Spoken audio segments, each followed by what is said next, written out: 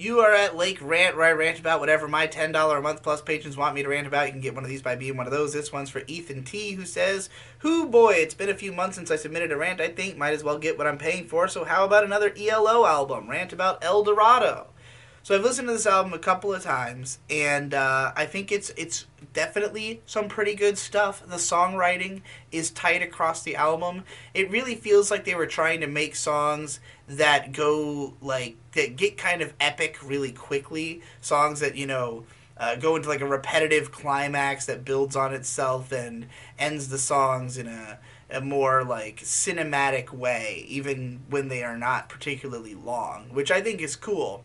They don't feel like they get overly repetitive until a moment when it's appropriate. But I also felt like there was a much earthier sound on this than the last one I listened to, which had more keyboards and crazy shit going on. This one's a little bit more rustic feeling.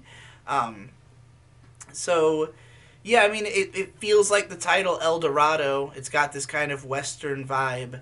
But again, the songs tend to have this epic, uplifting, endings that stuck out to me the most. But there was nothing that was like a strong hook across this album the way that you heard on previous ones. There was nothing that like the song Twilight that's just gonna like grab you right in.